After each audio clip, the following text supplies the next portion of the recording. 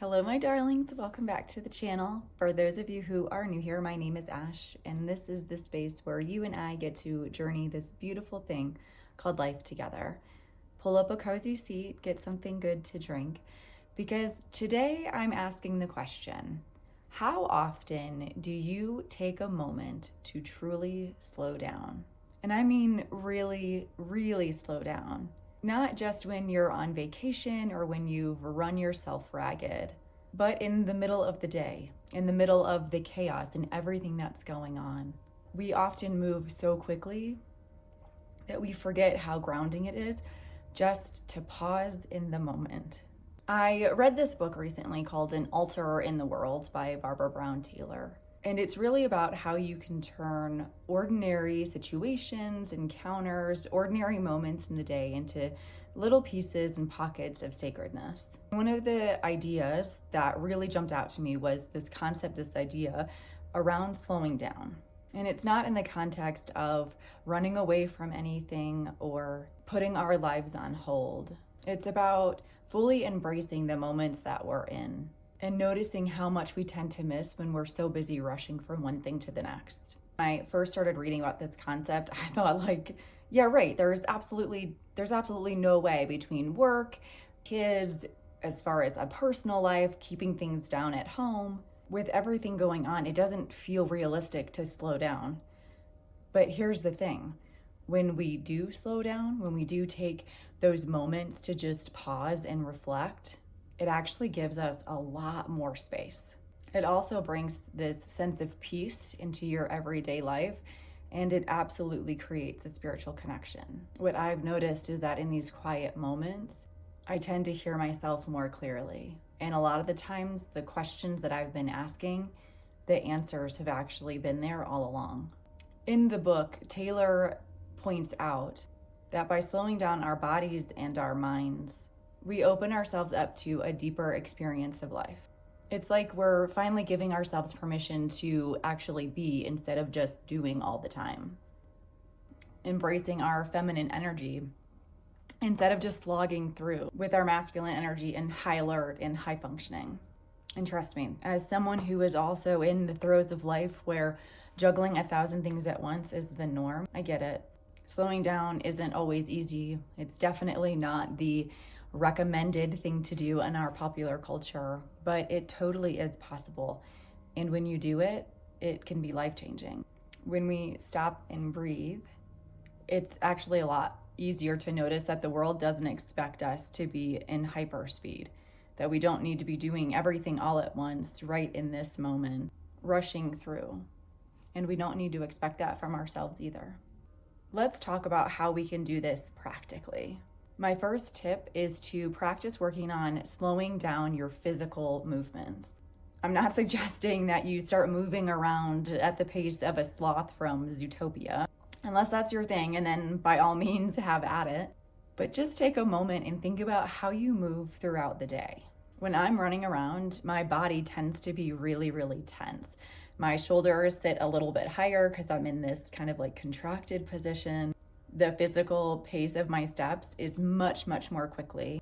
And when I'm talking about much more quickly, I'm talking about that I've actually been stopped at work and told that I sound like I'm stomping as I'm walking because I have no control or awareness really of what my body is doing when I'm moving frantically at that pace. Which, by the way, was like a normal way of walking for me. And so when I consciously started to slow down my pace in life, relaxing my shoulders a little, realizing that I can take my time going from point A to point B, even if it was just for a minute throughout the day when I would catch myself, I'm reminded that I don't have to be in this constant state of motion in order to feel productive or be productive and to feel good. One thing that has really helped me involves the morning walk that you guys know that I love to take each day. When I first started taking these walks, probably about 6 months ago now, I would focus so much on I need to get this done as quickly as possible so that I can move on to the next thing or hurry up so I can get ready for work. And then recently what I started doing instead was I started slowing down because I definitely had all the time to do this walk at a leisurely controlled pace. And so I started focusing on my actual steps. The feeling of my feet hitting the ground, or the fresh winter air breathing in through my lungs. It sounds small, but it really does set the stage for the rest of my day and how I want to show up in it. When we move slower, we allow our bodies to soften, and then we start to notice things a little bit more clearly, like the way the light hits the mountains, or the smell of the air before it starts to snow. And suddenly we're here, we're present, we're connected to the moment that we're in. These little moments help to reset and to reconnect with yourself. The next tip I have is slowing down your speech, whether it's in how you speak, when you speak, or what you say. This one is particularly big, especially for us women. So often we rush into speaking because we want to fill up the silence, or we're worried about saying the perfect thing. What if instead we just slowed down our words? Instead of jumping in quickly, maybe just taking a breath and allowing there to be a pause in the conversation. This gives us a space to speak from a place of calm and clarity instead of from reaction.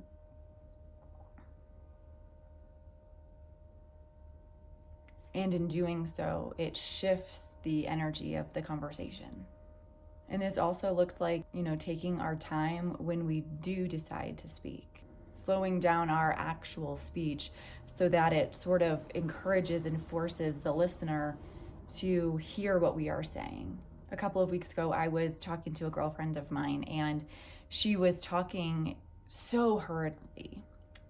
And that was in correlation to her feeling overwhelmed. But the way that she was speaking and how quickly she was speaking was almost like if she didn't get the words out, she was going to explode. And instead of offering advice like I normally would have done, I just paused. I really listened to her.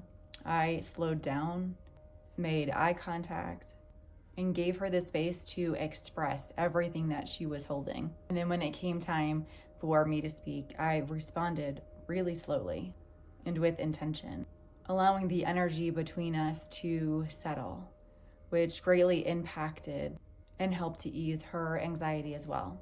My response wasn't about meeting her at her energy level or rushing to provide insights on how she could fix what was going on. Instead, it was about being present, giving her the space to feel what it was that she needed to feel, and trusting that everything would unfold just the way that it's supposed to. By slowing down how we respond in speech, what we say, and when we say it, we allow ourselves and others to be heard in a much deeper and more profound way. And slowing down isn't just about physical movement or physical pace. It can also be about creating a spiritual space for ourselves and others. It's about trusting that we don't have to have the answers right away or even at all. That we don't need to rush through everything because of the illusion of once I get to this space or into this location, then I'll finally be at peace. It's about finding peace and stillness and calm here in this moment and in this stage of life. And when we choose to slow down, we open ourselves up to this deeper sense of being. Whether you want to call it intuition, the divine, the deeper wisdom found within us, when we slow down, we are inviting that essence to come in and be present with us. And this creates a sense of inner peace that is often overlooked, disregarded, and not even considered in our day-to-day lives. I learned this the hard way several years ago. There was a time in my life where I felt like I had to be 5 steps ahead, constantly planning, fixing, overthinking.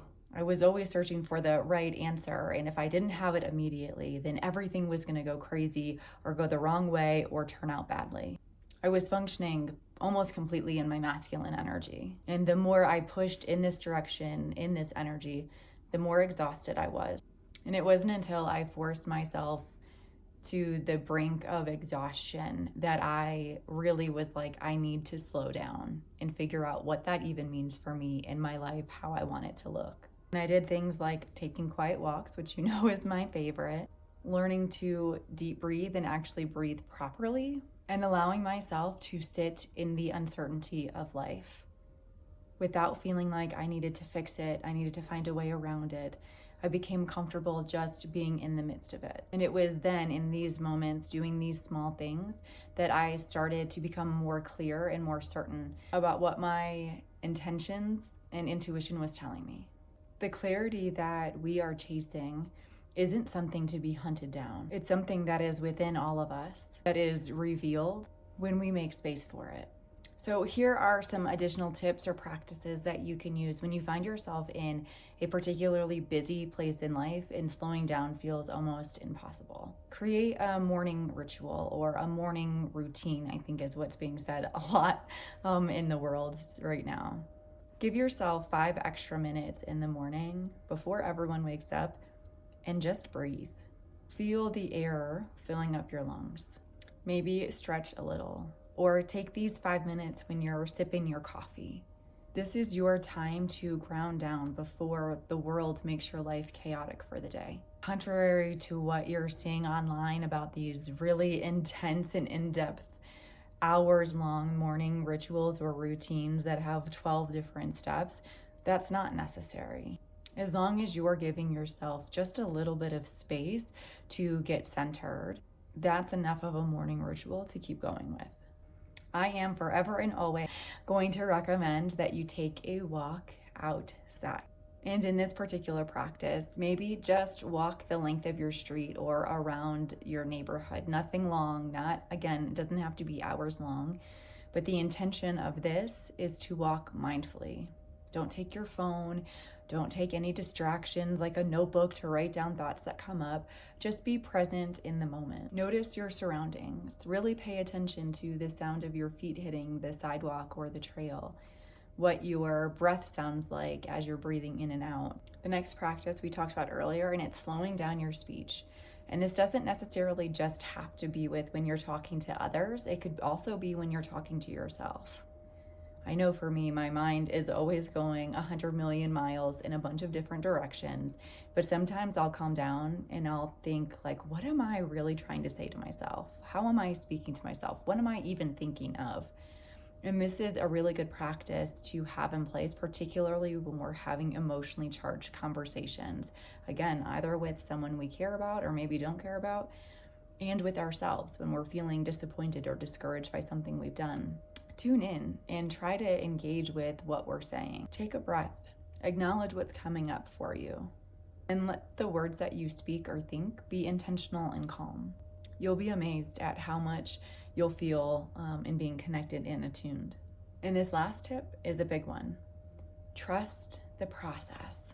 Whether it's a big project at work or trying to navigate family dynamics, give yourself permission to take one step at a time, to focus on just one thing out of the whole grand scheme of things. Trust that you don't need to rush to the outcome. You don't have to hold all the answers right now.